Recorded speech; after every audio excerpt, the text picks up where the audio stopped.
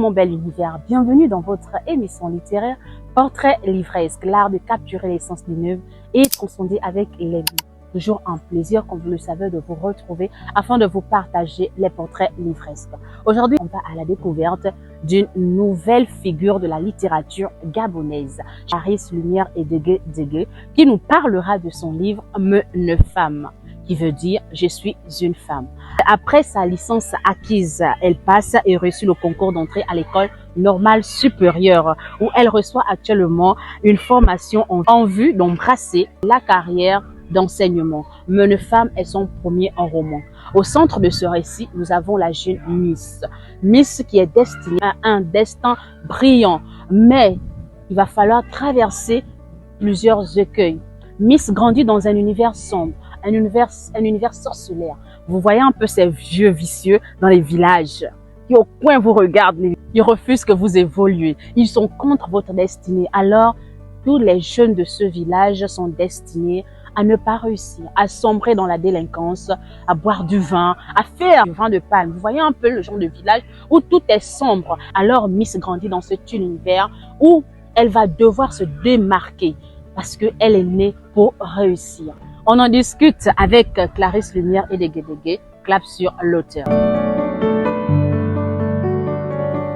Bonjour Clarisse. Bonjour, alors comment tu vas? Merci. Alors qu'est-ce que ça fait d'être auteur? Quels sont tes sentiments? Le fait d'être auteur pour moi est un sentiment de satisfaction dans la mesure où je me sens quand même un peu fière d'avoir produit. Quand même un peu? Un peu fière, juste un Pourquoi un petit peu? Qu'est-ce qui ne va pas? Parce que bon, ça n'ajoute rien et ça n'enlève rien à ma vie. Peut-être que ça t'ajoute quelque chose au niveau de la notoriété? Peut-être, mais bon, avec ou sans œuvre. C'est Clarisse, ok, d'accord. Où as-tu fait tes classes? J'ai fait mon parcours scolaire, c'est-à-dire le primaire et le secondaire, à Coco Beach, dans le département de la Noria, dans la province de l'Estuaire. D'accord. Et concernant ton enfance? Bon, je dirais que je suis restée cette jeune fille épanouie, joyeuse, toujours à l'écoute des autres, voilà. Donc, j'ai eu une belle enfance. Entourée des parents, toujours. Entourée des parents, bien sûr. Je sais pas. Donc, Clarisse était une enfant épanouie. Oui. Voilà, cette partie de toi est toujours présente. Là. Donc, la jeune fille sympa est toujours présente aujourd'hui. Alors, est-ce que tu as grandi entourée des livres? Pas du tout. Pas du tout, parce que il faut déjà dire que je n'ai pas eu la chance de naître dans une famille des parents intellectuels. D'accord. Alors, ma maman n'a pas eu l'occasion d'aller à l'école.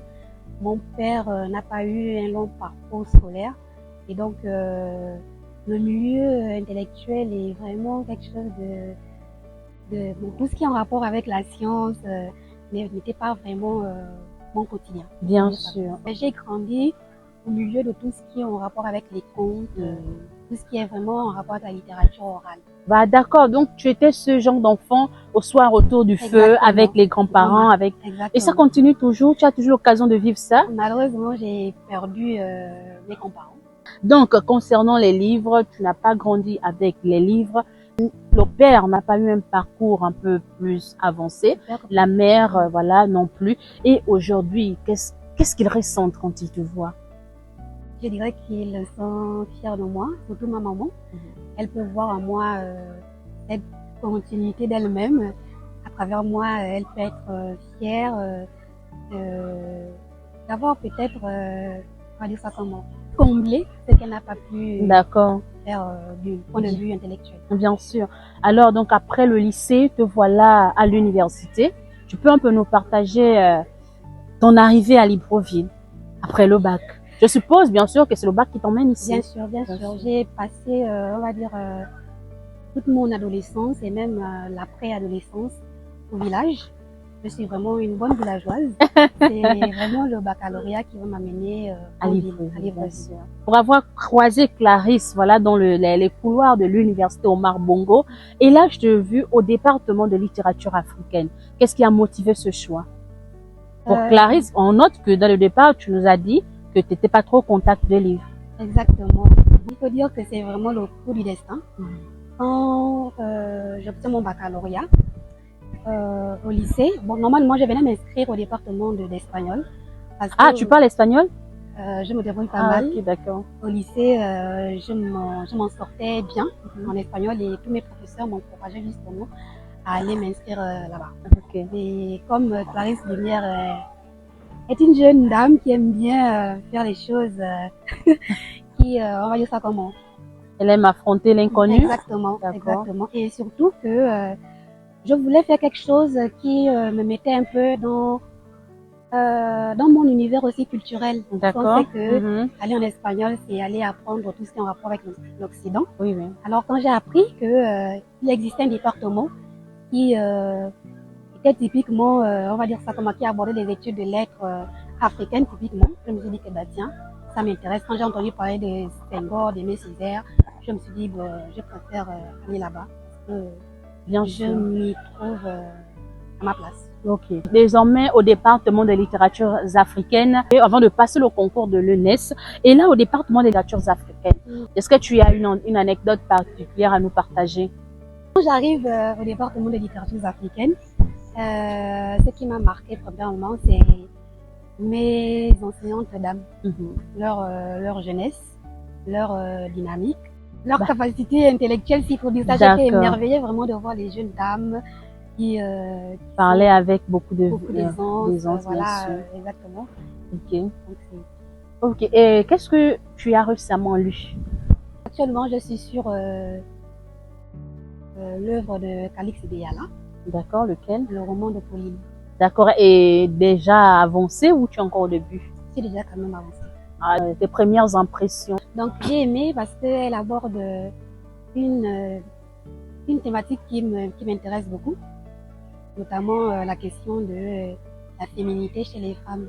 Elle montre comment en fait cette féminité se manifeste à travers un prof de français qui va aider une jeune élève qui a du mal justement à pouvoir se concentrer dans ses études à cause, on va dire, de son milieu familial qui est un peu hostile. Bien sûr. Voilà, donc cette dernière va l'aider vraiment à regagner confiance en soi grâce à la féminité. Non, toi, en tant que femme, nous constatons que tu es religieuse, il faut dire ça, tu es religieuse. Est-ce que tu peux un peu nous partager ce déclic? À quel moment Clarisse se consacrait au christianisme? Alors, je ne dirais pas que je suis une religieuse, mais une personne spirituelle. Parce que je m'intéresse beaucoup à tout ce qui est en rapport avec le mystère. J'aime bien voilà, aller à la découverte des choses mystérieuses, tout ce qui est non dit. Voilà. Et donc, j'ai commencé cette quête spirituelle déjà, point de vue traditionnel, parce que je suis quand même née dans un milieu, on va dire... Hostile? Pas hostile. D'accord. Pas toujours hostile. Il y avait quand même aussi un peu de bien dans tout ça. D'accord. Je vais parler en fait d'un environnement très traditionnaliste parce que mon père est toujours un maître initiateur au Bouti, donc j'ai grandi dans ça. Tout ce qui a rapport avec le musée, le Bouti, les initiations et autres.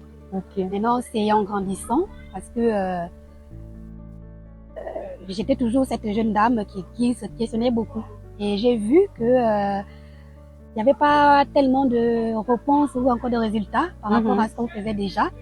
Alors, je me suis décidée d'aller aussi voir aussi un peu ailleurs, notamment d'autres ce que proposent d'autres spiritualités ou d'autres religions. Bien sûr.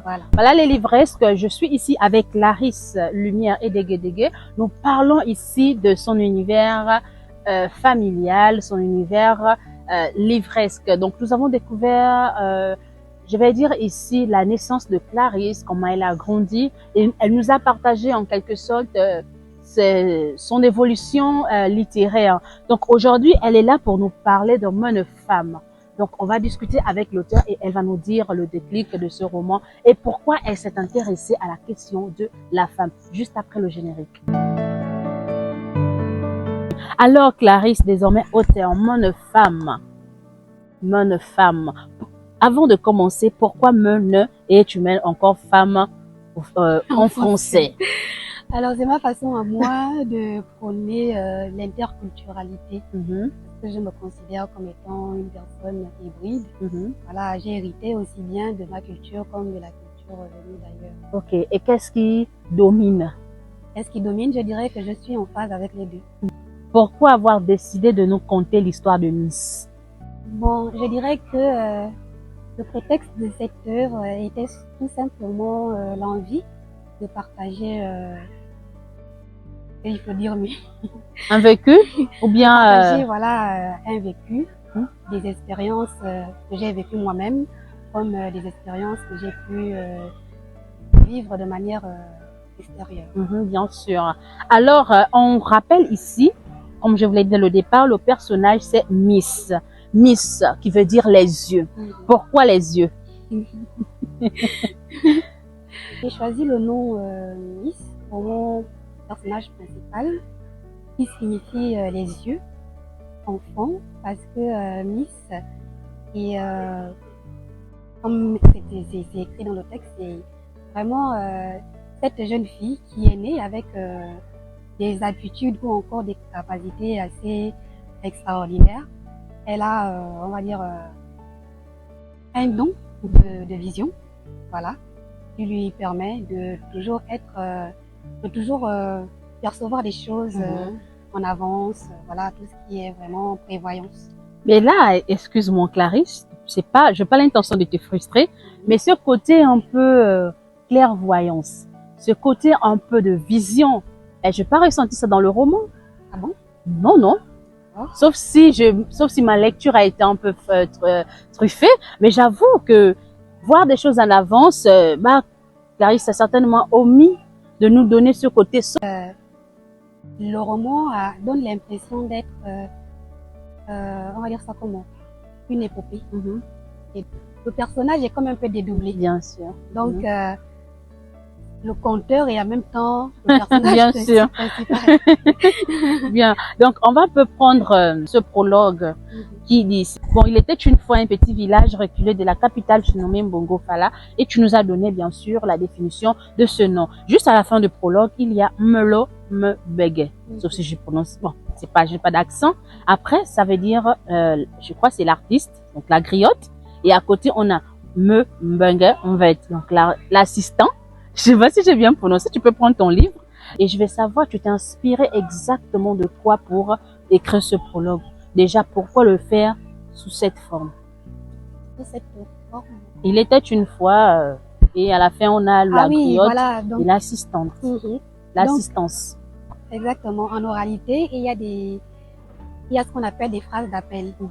Nous savons que pour conter une histoire, on commence par il était une fois, ce qui donne ici vraiment ce petit parfum du conte. Et l'homme bègue, tu prononces très bien. Voilà, ce sont des phrases d'appel lorsqu'il s'agit d'un récital d'une bête. Je ne sais pas si vous avez déjà remarqué. Bien sûr. C'est le conteur qui dit l'homme bègue pour vraiment captiver l'assistance, et l'assistance répond en guise de rassurer le conteur de ce qui sont, elle est bien. On va revenir sur la titrologie. Donc, Meune femme. Je suis une femme. De quoi se réclame-t-elle, ton personnage?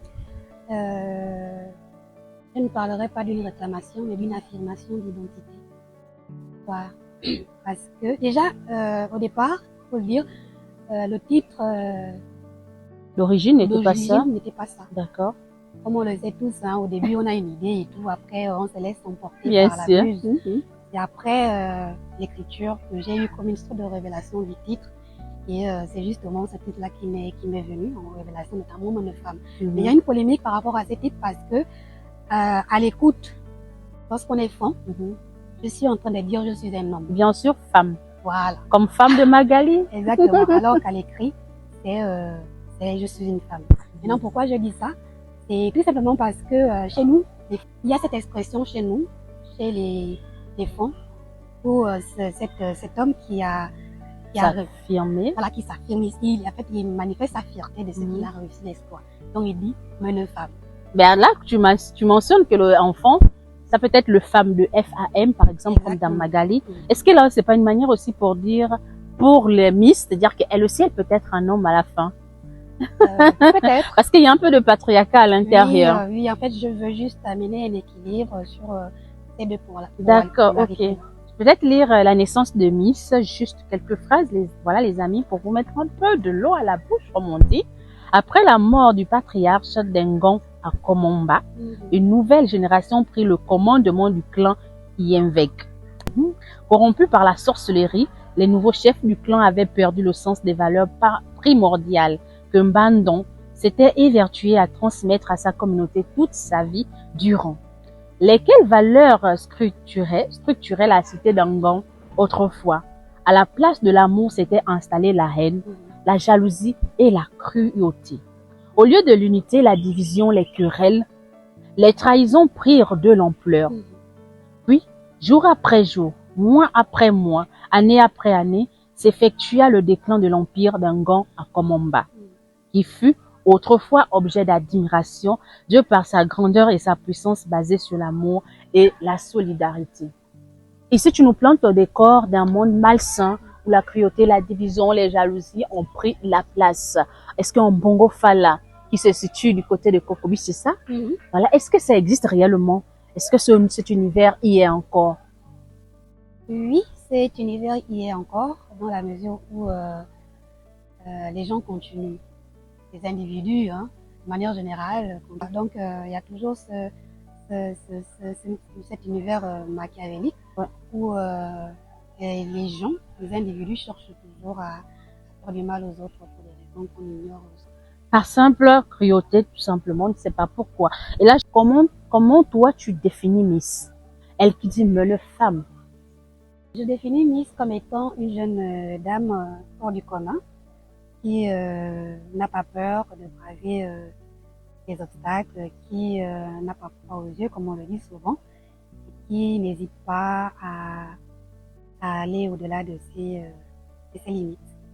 Mais ce combat, cette femme que toi tu nous décris, cette Miss qui n'a pas peur, on le ressent, c'est vrai, à travers surtout son enfance au niveau du village, quand il s'agit de passer son BPC, parce que les enfants du village de Bongo Fala ne sont pas appelés à aller au baccalauréat. Quand on arrive en troisième, c'est fini. Même le BPC, on ne l'a pas. Et là, on a cette Miss, voilà. Moi, je vis cette définition de la femme Miss. Je la vis complètement dans cette partie de son enfance. Et après le baccalauréat, je me suis posé la question. Où est passée cette Miss? Cette femme déterminée. On a juste l'impression que la vie est facile finalement pour Miss. Comment ça?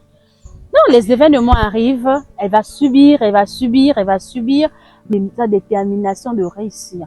Je ne la fais pas trop parler en fait, je la trouve un peu trop silencieuse, à vrai dire. Je n'ai pas trop ressenti son combat.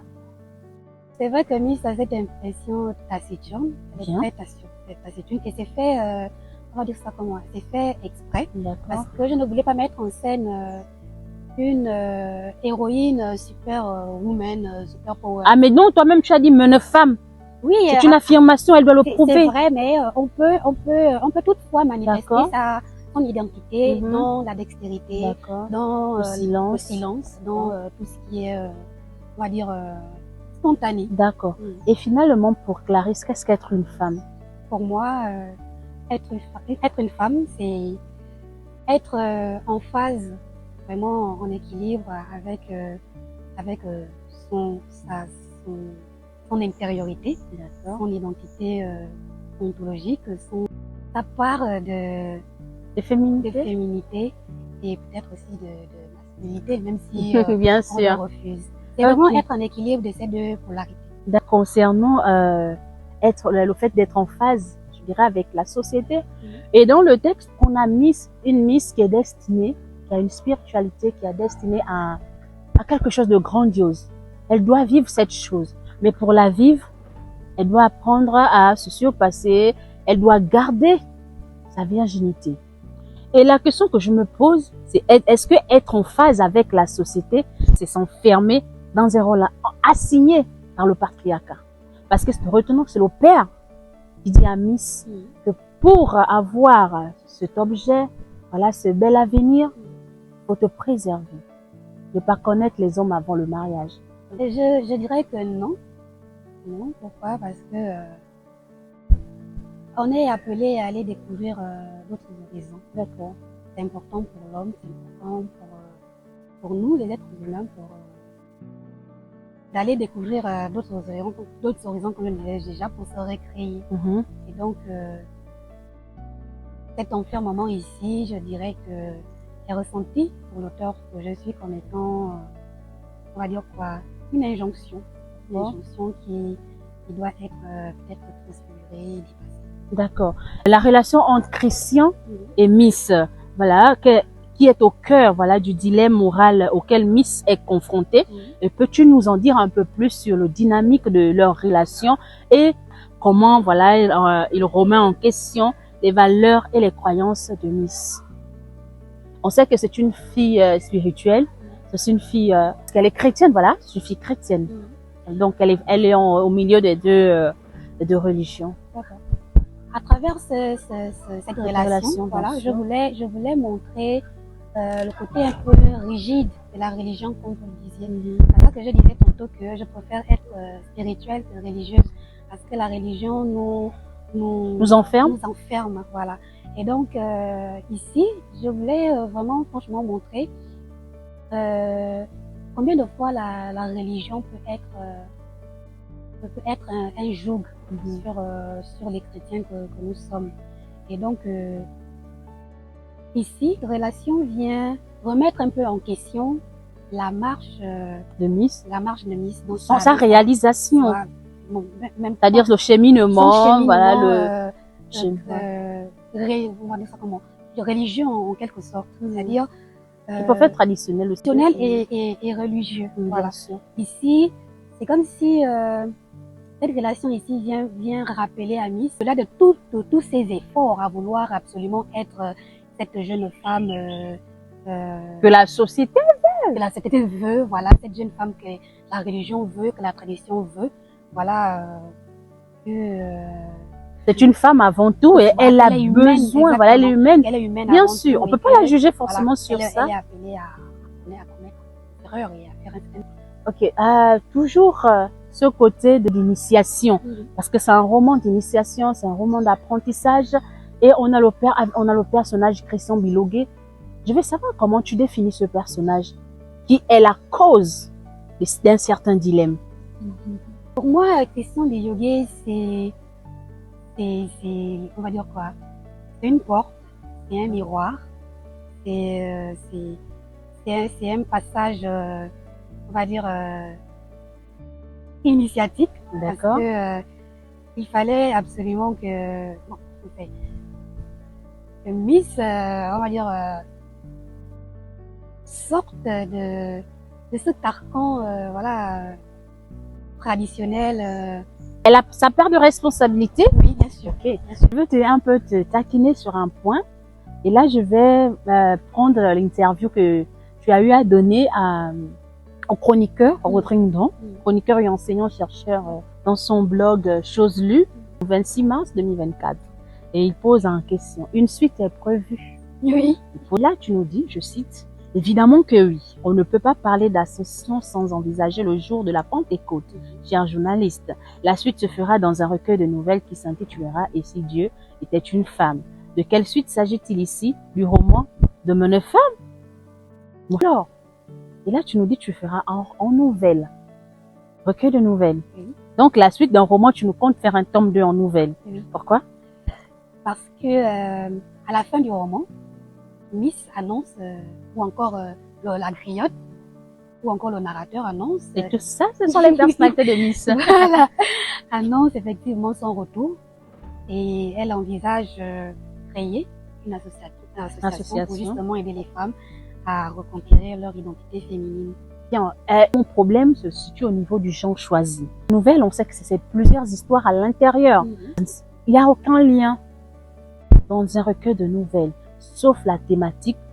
Mais du coup, je me suis posé la question, comment tu nous feras ce tome 2 en nouvelles? Et si Dieu était une femme? Parce que c'est pas encore rentré dans ma tête, je n'ai pas bien saisi en fait cette question, ta réponse en fait. Ne pas simplement nous dire que tu me la feras en roman. Hein. Du point de vue, comme tu as dit, du point de vue de la thématique, je vais rester sur tout ce qui est en rapport avec ta femme et son Ah. émancipation et tout. Là, par exemple, tu viens de dire quelque chose. Si je comprends bien, dans le recueil de nouvelles, ce sera plusieurs histoires Exactement. sans Miss.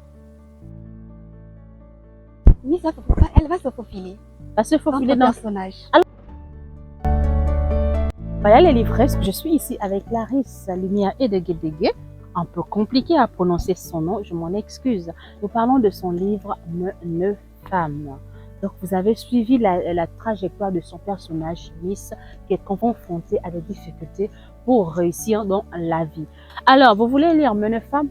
Comme toujours, on n'hésite pas à acheter le texte. Il est disponible au prix de 10 000 francs auprès de l'auteur. Toujours la tradition.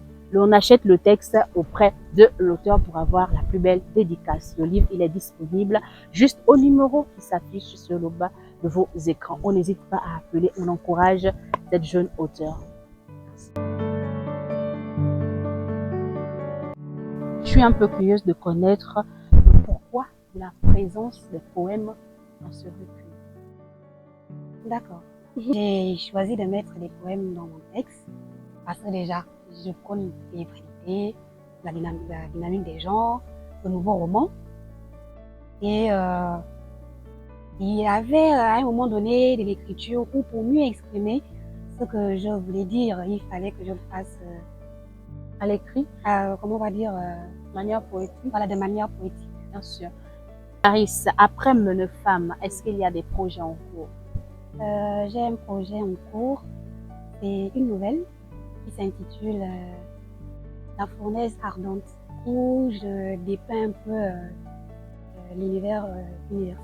D'accord. Okay. Alors Clarisse, nous sommes arrivés au terme de notre échange.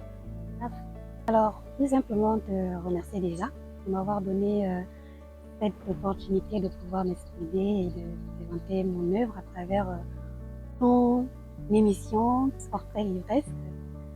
Alors, je voudrais tout simplement encourager tous les jeunes gens de ma génération à ne pas baisser les bras, toujours avoir espoir de ce que il y a les bonnes choses restent à venir. Merci Clarisse Lumière, c'était un plaisir de te recevoir. Merci pour le cadre. Comme vous pouvez le constater, nous sommes à l'UNES pour partager la journée de notre invité. Donc on a essayé d'aller dans son univers. C'est sur ces mots que s'achève cette rencontre, les amis. On se dit à la semaine prochaine avec un nouvel auteur. Alors les amis, on n'oublie pas la tradition en appliquant les gestes viraux. On like, on commente la vidéo de Père de me fâcher. Juste à la réalisation, je fais un coucou à mon petit frère Harry. Ciao!